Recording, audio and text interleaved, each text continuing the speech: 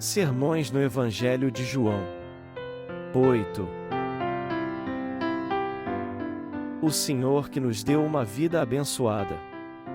Paul Sejong.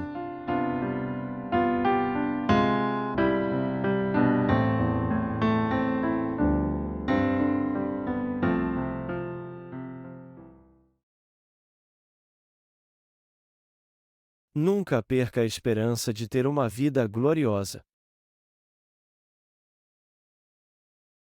João 17:4-8. Eu glorifiquei-te na terra, tendo consumado a obra que me deste a fazer. E, agora, glorifica-me tu, ó Pai, junto de ti mesmo, com aquela glória que tinha contigo antes que o mundo existisse. Manifestei o teu nome aos homens que do mundo me deste, eram teus, e tu mos deste, e guardaram a tua palavra.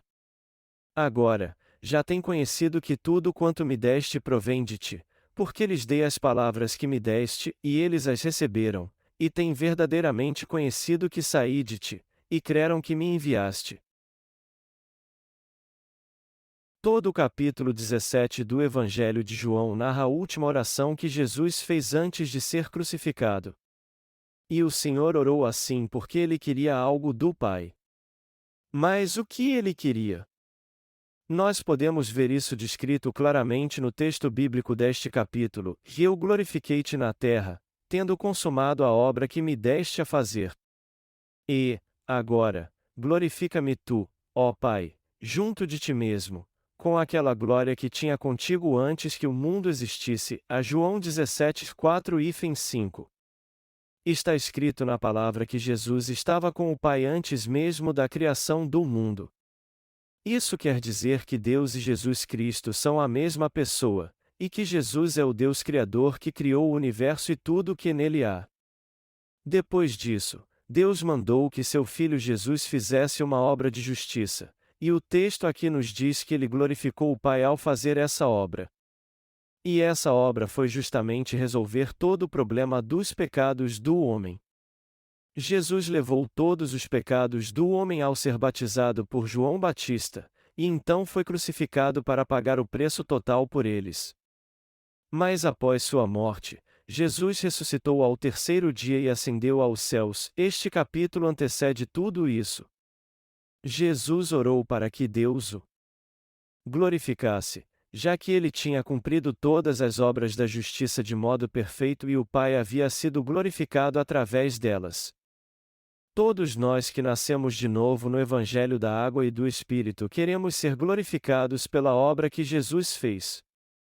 E Deus será glorificado e nos glorificará quando nos tornarmos os verdadeiros obreiros de Deus nascidos de novo por crermos na sua justiça e completarmos toda a obra que ele nos confiou aqui, para que finalmente possamos ir para junto dele. E não são apenas os obreiros de Deus que nasceram de novo através do Evangelho da Água e do Espírito que têm a esperança de ser assim através da glória de Deus, mas as pessoas deste mundo também. Todos nós temos essa esperança no coração. Temos essa esperança e fé que entraremos no reino do nosso Senhor e teremos uma vida gloriosa ali com Ele após termos acabado nossa obra aqui. Eu creio que Deus nos dará uma vida gloriosa depois que completarmos a missão que Ele nos confiou, isto é, depois de cumprirmos nossa obra assim como Jesus orou. Na pregação que eu fiz essa manhã sobre a vida eterna, eu falei sobre viver eternamente e nunca mais morrer. E já que isso vai acontecer, não é melhor vivermos para desfrutar das riquezas e da glória de Deus no seu amor ao invés de termos uma vida eternamente miserável? Viver em eterna miséria é pior do que ter uma vida limitada por algum tempo. O que é essa vida gloriosa? Você e eu temos a esperança de que um dia teremos uma vida gloriosa, como o Senhor disse em sua oração, falando sobre a gloriosa vida celestial. Certamente iremos para junto de Deus ao terminarmos nossa vida neste mundo. O glorioso reino de Deus espera por mim e por você, enquanto o seu terrível juízo está reservado para os que não conhecem o Evangelho da Água e do Espírito e não creem nele. Eu sou muito feliz por isso. O apóstolo Paulo disse: Porque para mim tenho por certo que as aflições deste tempo presente não são para comparar com a glória que em nós há de ser revelada. A Romanos 8h18. Eu dizia mais cedo que o sofrimento desse tempo presente não se compara com a glória que desfrutaremos no céu. E quando maior forem as lutas e perseguições que passarmos pela fé neste mundo, maiores serão as riquezas e a glória que desfrutaremos ao entrarmos no reino dos céus. Amados irmãos, embora fiquemos desanimados e abatidos por causa da terrível agonia e tristeza que passamos aqui, nossa esperança no reino dos céus deve ser maior do que tudo isso. Deus preparou seu glorioso reino para nós e nos espera com toda a sorte de bênçãos. O Senhor disse: E eu te glorifiquei nessa terra e completei a obra que tu me deste para fazer, e procurou fazer a vontade de Deus e o desejo do seu coração. Nós também queremos terminar a obra que Ele nos confiou para irmos para o reino dos céus. As coisas foram muito difíceis para nós nesse inverno e na primavera. Porém, mesmo em momentos difíceis eu sei que, em comparação às outras pessoas, eu posso ser muito mais feliz do que elas. Quantas pessoas estão morrendo em meio ao sofrimento porque não conhecem o Evangelho da água e do Espírito? Nós devemos ser muito gratos pela nossa vida, ainda mais quando a comparamos com a dos outros neste mundo. E pelo que parece, a vida deles é muito difícil e eles enfrentam muitos problemas por causa da sua teimosia. Mas isso não é o fim do mundo, até porque o Anticristo ainda não surgiu. Nós temos que acabar de evangelizar este mundo com o Evangelho, a fim de que possamos ir para o reino de Deus e lá desfrutar da vida eterna. Nosso Senhor disse no Evangelho de João capítulo 17 versículo 6, E manifestei o teu nome aos homens que do mundo me deste, eram teus, e tu mos deste, e guardaram a tua palavra.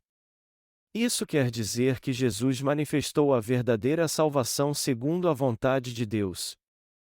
Como foi então que o Senhor manifestou essa verdadeira salvação?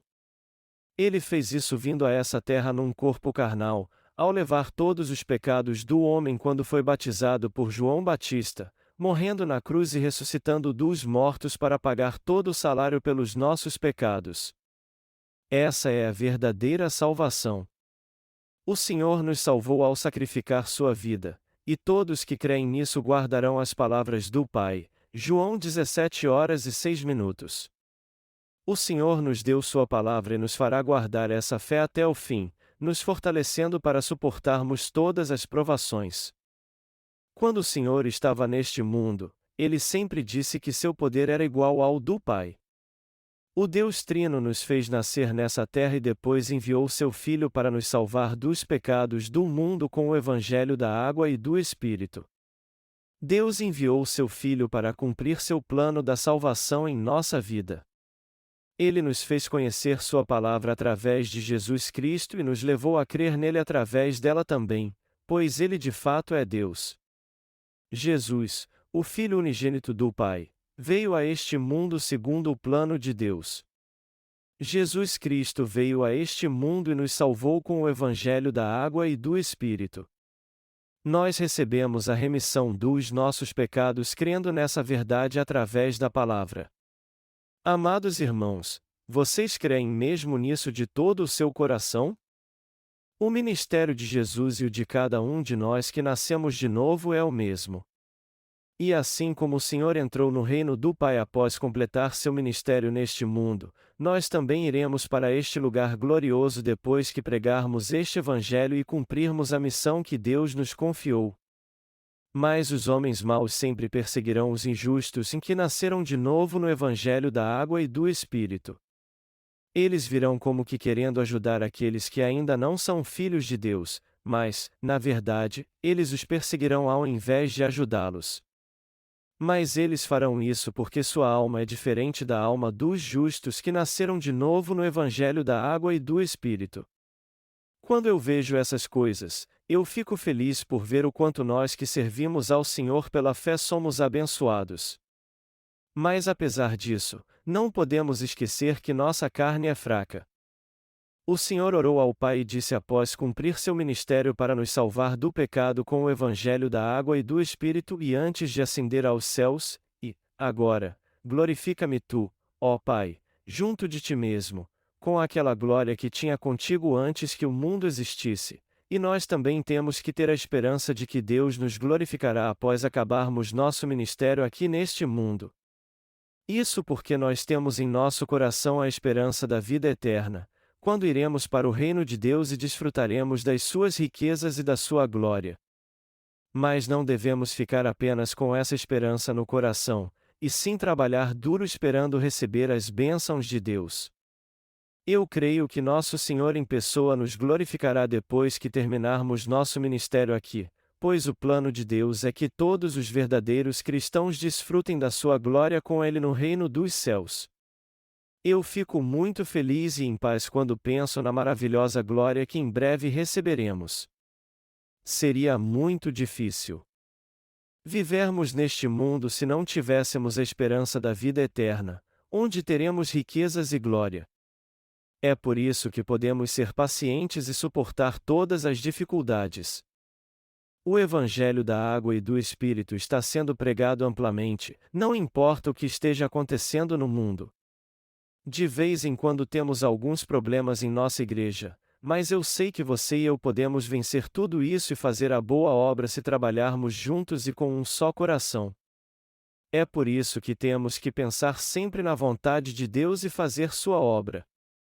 Eu não tenho dúvida alguma que, aos olhos de Deus, essa é a boa obra.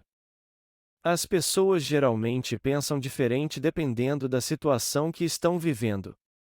O coração dos leigos nascidos de novo muda quando eles se tornam verdadeiros obreiros de Deus.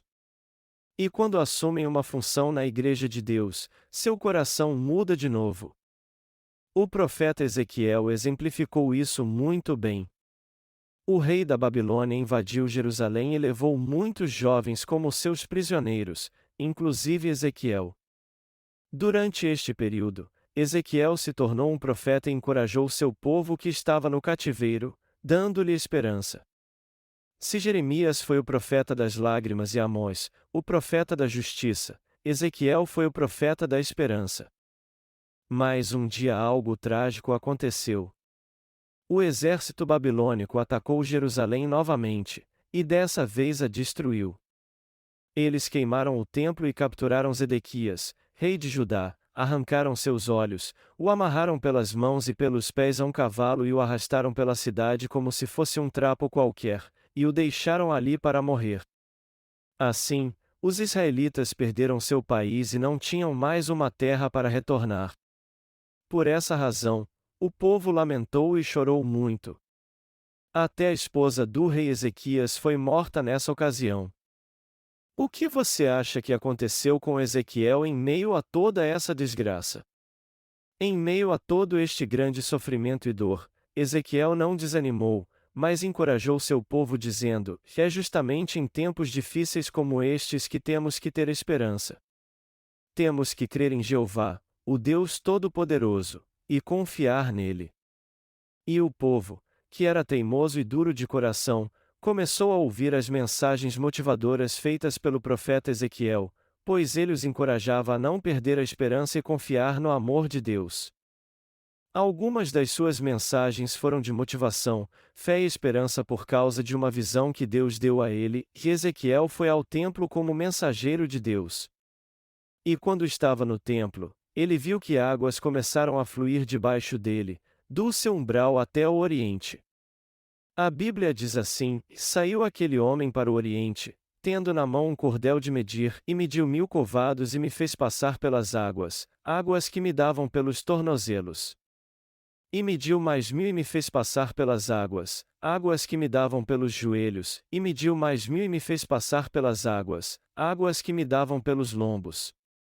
E mediu mais 1000 e era um ribeiro, que eu não podia atravessar, porque as águas eram profundas, águas que se deviam passar a nado, ribeiro pelo qual não se podia passar. A Ezequiel 47 2.3-5.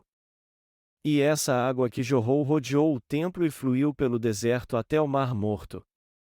E quando ela chegou até ele, suas águas se tornaram vívidas e havia nele peixes em abundância.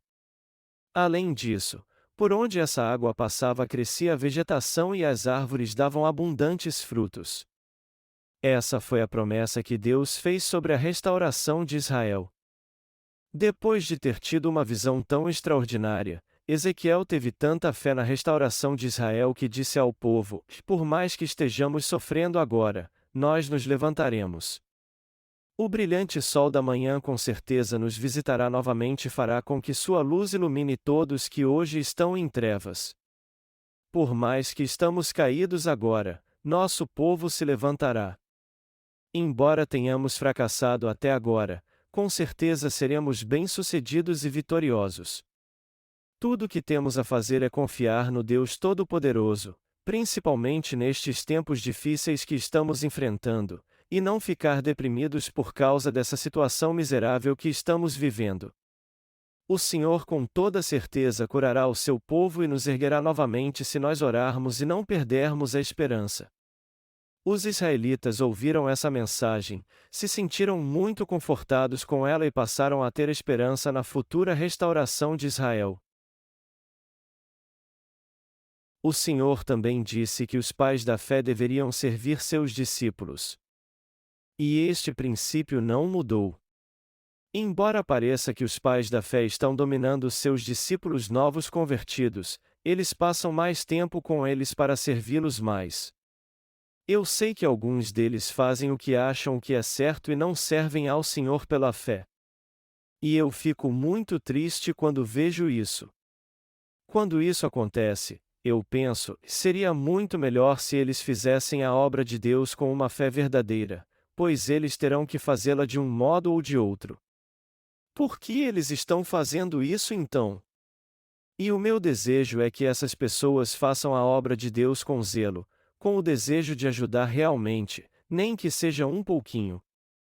No texto bíblico deste capítulo, vemos Jesus expressando sua fé ao orar: manifestei o teu nome aos homens que do mundo me deste, eram teus, e tu mos deste, e guardaram a tua palavra.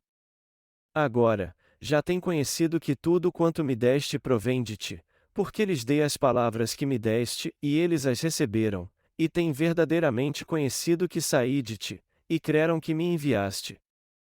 O Senhor orou assim na frente dos discípulos porque confiava em Deus e gozava da mesma glória do Pai. Sendo assim, por mais que alguém que crê que Jesus recebeu o batismo, morreu na cruz, ressuscitou dos mortos e ascendeu aos céus tenha uma fé poderosa, isso não fará com que ele saiba quem ou que tipo de pessoa Jesus realmente é.